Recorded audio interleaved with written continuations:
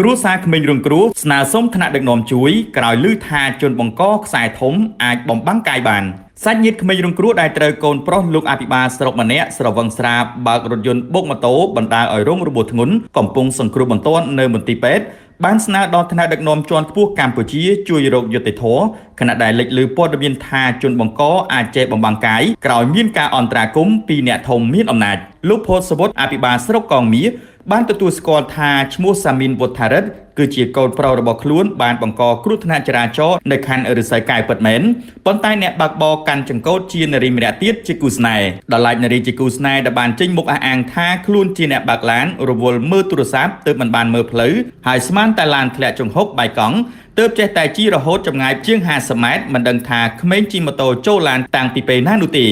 នៅក្នុងហេតុការណ៍គ្រោះថ្នាក់ចរាចរណ៍ខាងលើនេះគេសង្កេតឃើញថានារីដែលជាសង្សារបានឆ្លេតឆ្លាការពារប្រុសស្នេហ៍ខ្លាចមហាជនវាយធ្វើបាបហើយអះអាងថាខ្លួនគឺជាអ្នកបើកឡានទៀតផងហើយគេសង្កេតឃើញនារីរូបនេះគឺបានដើរទៅខ្សឹបអាជ្ញាធរនិងខ្សឹបអ្នកកាសែតតែមិនដឹងខ្សឹបអំពីរឿងអ្វីនោះឡើយពាក់ព័ន្ធជាមួយនឹងរឿងនេះផងដែរលោកឧត្តមសេនីយ៍តូហេងរតនាស្នងការរងផែនការងារនគរបាលចរាចរណ៍នៃស្នងការដ្ឋាននគរបាលរាជធានីភ្នំពេញ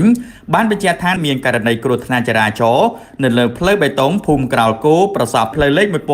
1717សង្កាត់គីឡូម៉ែត្រលេខ6ខណ្ឌឫស្សីកែវរវាងរថយន្តម៉ាក Fortin ពណ៌សនិងម៉ូតូ Honda Today ពណ៌ខ្មៅបណ្ដាលឲ្យអ្នកបើកបរម៉ូតូរងរបួសធ្ងន់នោះសមត្ថកិច្ចជំនាញកំពុងឆែកស្រាវជ្រាវនិងអនុវត្តតាមច្បាប់ឲ្យបានច្បាស់លាស់មិនឲ្យមានចន្លោះប្រហោងនោះឡើយជាពិសេសនឹងធ្វើតាមច្បាប់ឲ្យបានហ្មត់ចត់និងត្រឹមត្រូវបំផុតតែយ៉ាងណាលោកមិនទាន់អាចបញ្ជាក់ថាអ្នកបង្កគ្រោះថ្នាក់ចរាចរណ៍នោះជាមនុស្សស្រីឬក៏ប្រុសនោះទេដោយរងចាំជំនាញពិនិត្យស្រាវជ្រាវសិន